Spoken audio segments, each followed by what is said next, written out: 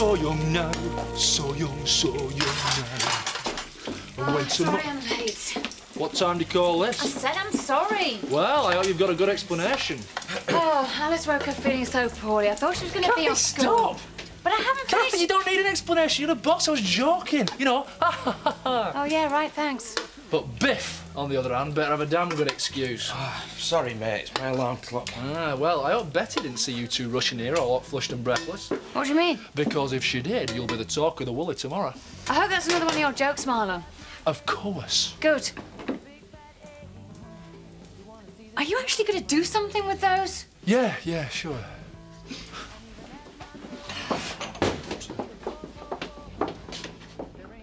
And about time and all. I've got hungry customers waiting for the food. Sorry, Betty, I had to get Biff and Kathy sorted. That's gonna set tongues wagging and all rushing round the village like that, all red-faced first thing of a morning. I'm assured there's a perfectly rational explanation. And the band played Believe It If You Like. Marlon, I need your help. I don't like the sound of this.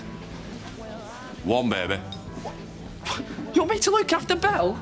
Marlon, listen to me. Now, my marriage is at stake. You wouldn't want Belle to grow up in a broken home now, would you? As opposed to a totally loopy one. Look here, you. It's all right, Zach. I'll take her. Oh, Lynn, what about your college work? It's all right, Marlon. I'm actually ahead of myself. You're a treasure. Hey, nappies and everything's in there. Now then, what are you going to buy Cousin Marlon for his birthday? Is it your birthday? No. Yes, it is. Next week, 25. Hey, never fear. We'll put on a full dingle quarter-century celebration. Too right. Yeah, well, I'm touched, really, Uncle Zach. Well, Lynn is already starting to do for me at the cottage. Am I? Yeah, it's a sort of joint effort. Well, you're both very welcome, you know, more the merrier. Good lad. Thanks, love. Thanks.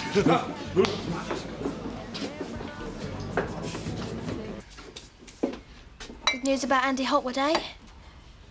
Lock him up, did they? I don't think so. He came back last week. No one's seen the Sugdens all weekend. I know that, Kelly. I was just being sarcastic. He could have been kidnapped or murdered or anything. Well, he wasn't, was he? He was just wasting everybody's time. They was really worried at school. It's called attention-seeking, Donna, and it makes me spit. Everybody running around tearing their hair out over a devious little monster like Andy Hotwood. You're the one that needs the attention, Donna, but it's always the same. It's the victim that gets forgotten. I don't think you understand, Mum. When Andy disappeared, I was really scared. Don't worry, Donna. He won't be bothering you for much longer. They're bound to put him in care now, and if I've got anything to do with it, they'll be sending him a long, long way from here.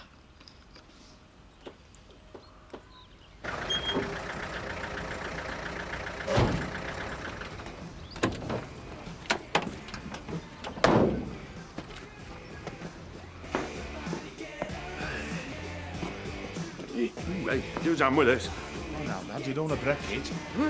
Don't worry much. It's lost both its arms already. No one's going to notice a little chip on the backside. I'm not sure this is a good idea, you know. What's going on? Hey up, Andy. What the flipping heck do you think you're doing? It's not what it looks like. Just borrowing the stuff. It's for me and Lisa. You know things have been a bit strange. So what you telling me? You're lending Lisa all Pollard's antiques. Sorry, no, I don't get it. Trust me, Mandy, please. This better be good. We'll bring all this stuff back in a couple of hours. Pollard will never even know it's been gone.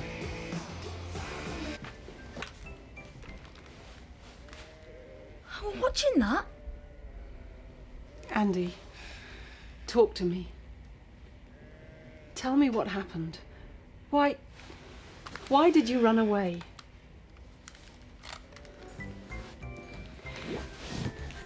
Andy, please. Was it something at school? Something else that we don't know about? Was it something we did? Did Robert say something to you? No. Can't you just leave me alone? Andy, listen to me. Look, no one is going to be angry with you. I know it seems like we're all getting at you, but... You said it. The social worker is coming back this morning, and she might ask you some difficult questions. Well, I just thought if you talk to me first, it might make things easier for you.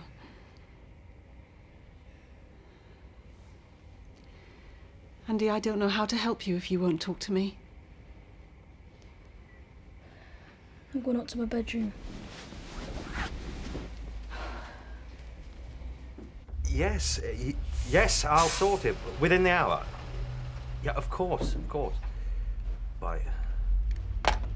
That was Lucas Grant in Leeds. Apparently, he hasn't had his stock collected. Well, that's probably because truck's still in the yard.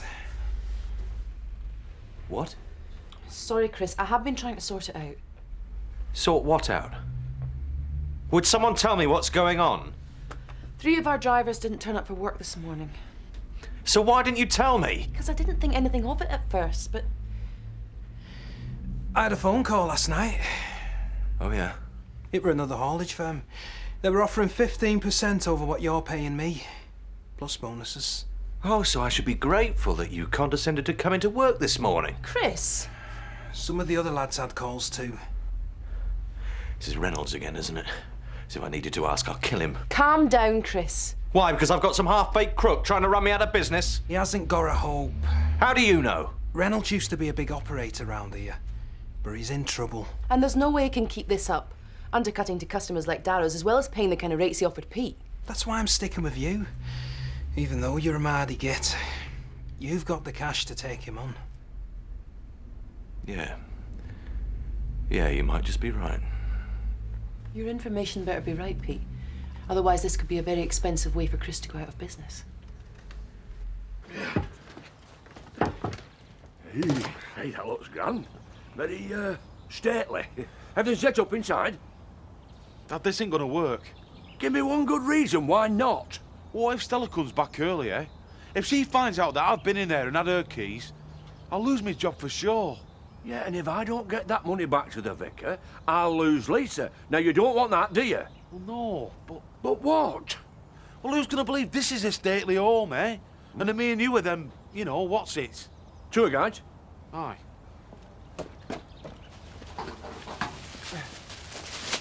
See.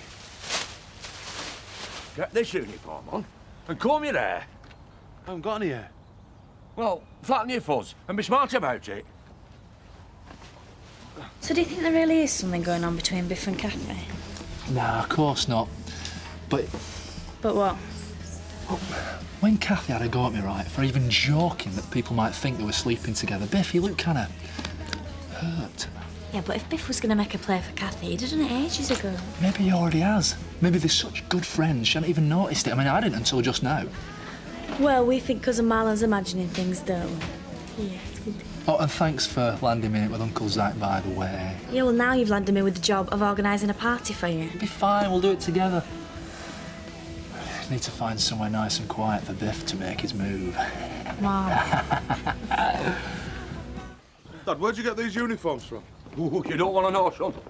Yeah, I do. Stop whittling. Look, this coach driver and me, they would go back donkey's years.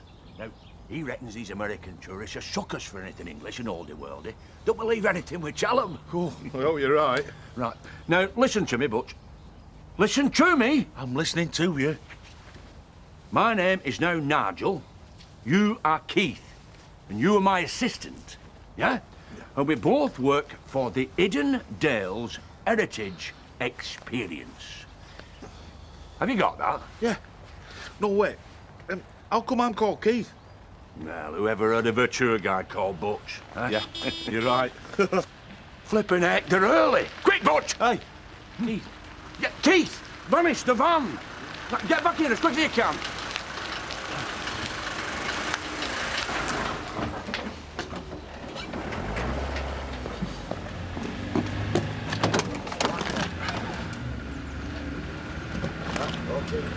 Morning. Hi. Morning. Hi. There you go. Well, good morning, ladies and gentlemen. Good morning. And on behalf of the Emmerdale's Heritage Experience, May I welcome you to Bostwick Manor.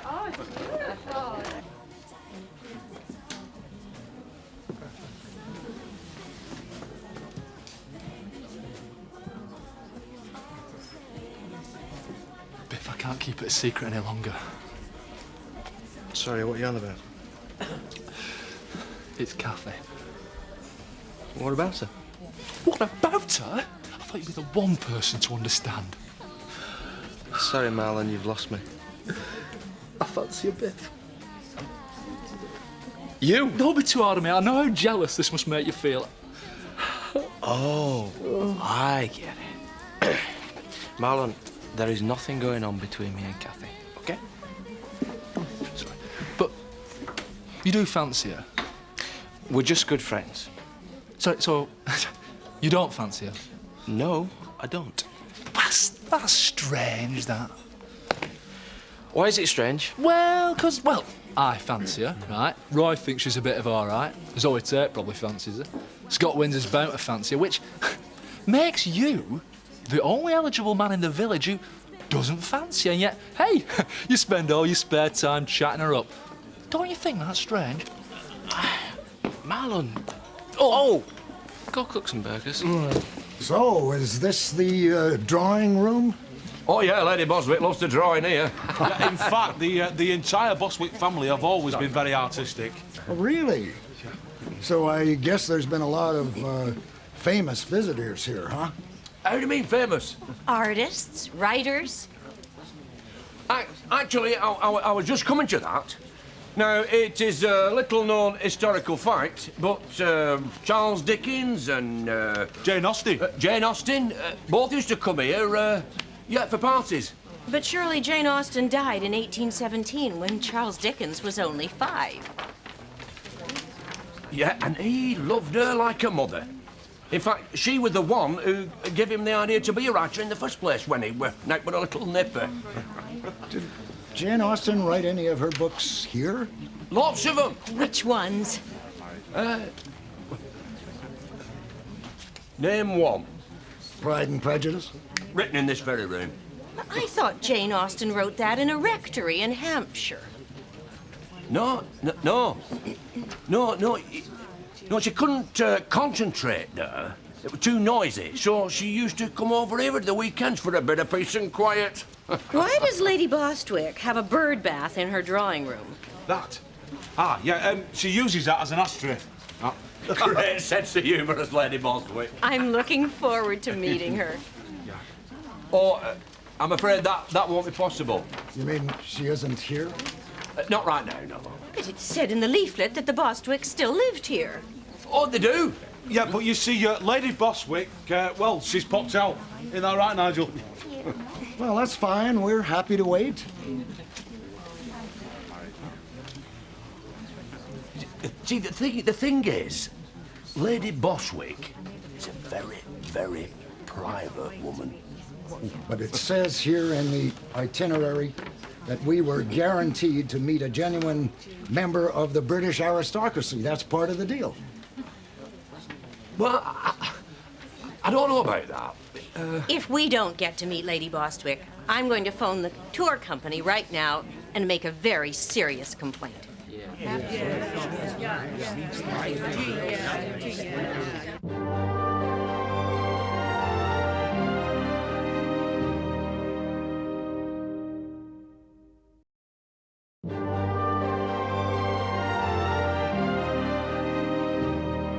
Right, Jamie, come this way. Yes, and, well, this is the kitchen. I suppose you're going to tell us that Lady Bostwick shot this morning and is having venison for dinner. Oh, you couldn't eat this. It's stuffed. The hook fell off. It needs fixing. Is Lady Bostwick going to be much longer? Because if we're late for our next stop, I'm going to hold you personally responsible. That is, if there is a Lady Bostwick. Tell you what, Keith. Why don't you run off and see if you can't find her ladyship anywhere in the village? What? Where? See if you can't find Lady Amanda. Who knows, she could be looking for clothes in that little place above the antique shop. Yeah, right, got you. Yeah, Lady Amanda, I'll go into the village and I'll bring Lady Amanda back here. Right. Quick as you can, Butch. I thought you said his name was Keith. It is Keith. But you just called him Butch. Yeah, that's because he is Butch. We don't want any of that soft, namby-pamby stuff on our firm. No, at the Emmerdale's Heritage Experience, we're all real men. What we're here to do is to find out the best course of action for everyone involved. Now, obviously, when I was here last week, we were all hoping that things would settle down again, but clearly that's not happening. What are you implying? Well, the events speak for themselves. Andy ran away. Isn't that a way of telling us all that there's something very wrong? I hope you don't think that we've been mistreating Andy. If you do think that, you should come right out with it and say it. What I was going to say is that I think that Andy might find it easier to explain how he feels without you here. Andy? Please, Mrs. Sugden, if you could just give us a little bit of time on our own. Come on, love. We'll be in the kitchen.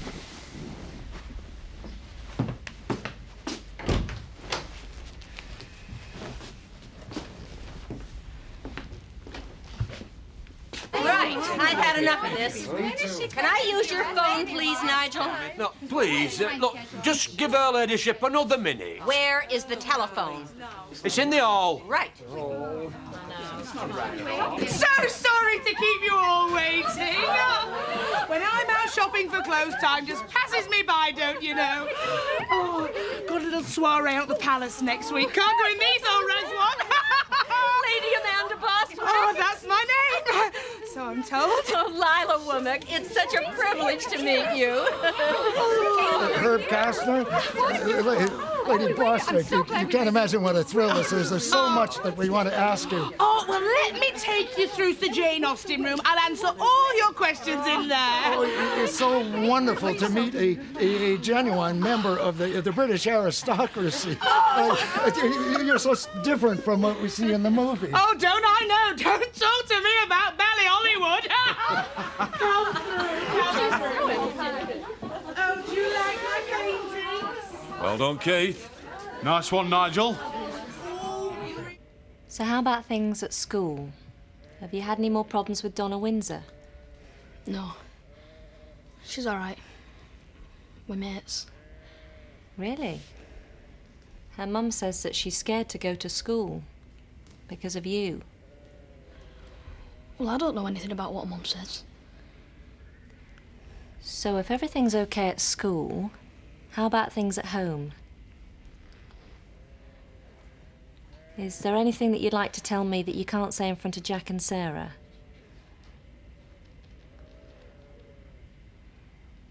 You know, you don't have to stay here if you don't want to. What have they told you? Nothing. They want to get rid of me, don't they? They didn't say that. Are you lying? Look, all I'm saying is you might be happier making a fresh start with a new family, somewhere where nobody knows about your dad or any of that. No. Don't take me away. Just think about it, Andy. It might make all the difference. Can't you just leave me alone? Don't you understand? All I want to do is stay here.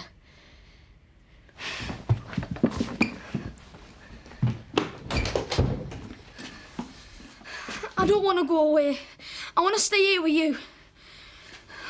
Please don't let them take me away, please. Andy. Listen, Andy. We want you here more than anything else in the world.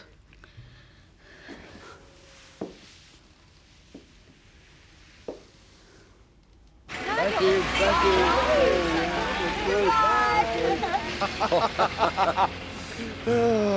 Phew, that was close, Dad. Right, you two. You owe me big time. Right, now, calm down. Calm down! You may know the biggest prat this side of little Lord Fauntleroy. Mandy, you were wonderful. Aye, lass, they loved you. I lost a morning's trade. Ah, well, feast your eyes on this. Hey, £120 for services to the heritage industry. Brilliant. Lease will be made up now. I only owe the vicar £60, so that leaves... 60 quid for me? Hey! What's that, Uncle? Don't you know? Those aristocracy don't come cheap.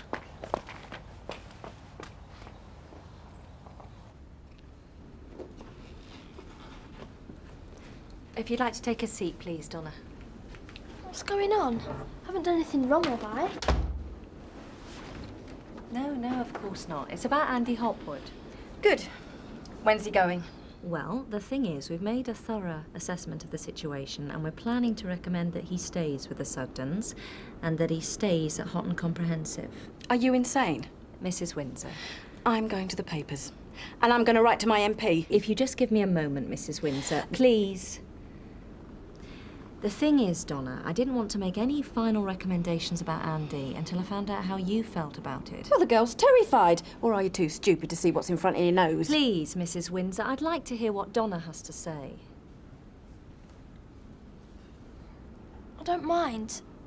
Andy and I are friends. I mean, it's hard for him, because the other kids bully him something rotten. But me and him, we're all right. Sort of. I mean, it wasn't really his fault, not really. I don't want to think about it anymore. What, are you helping me, or what? Give us a chance, Dad. There was loads to do in there. Ah, you're right. I mustn't leave a trace of our activities. Don't worry, I've been through everything with a fine-tooth comb. Go on. Right, I'll get this back to you, Pollard. I'll see you in the Woolley for a drink later. Flipping heck, Dad, it's Stella. She's come back early. Get out of here. Right.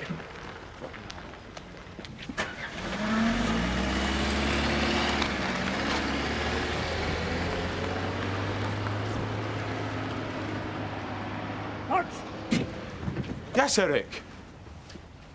What was your father's van doing here? My dad's van?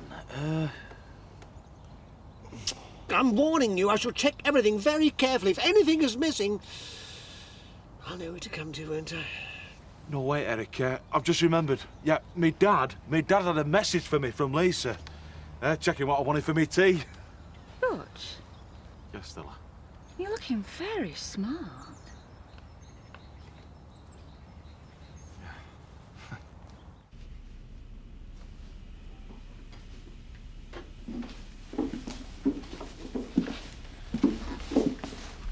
I was wondering when you were going to show your face. Don't know what you mean. Don't come the innocent with me. Mum? You could have had that Hopwood boy out your life forever. I told you. I told the social worker. I didn't want to keep going on at Andy about it. Listen to me, Donna. Andy knew his father was in the village. He actually helped him find a hideout. If he had told the truth, if he hadn't kept all those secrets, Vic would still be here now. No, Mum. Yes, Donna. Andy lied to everybody, and because of that, your dad is dead. No! Can you forget about that, can you? Because I know I can't. As far as I'm concerned, Andy Hopwood is as much a murderer as his father. And I won't forget that. And believe me, girl, I won't forgive him. Never.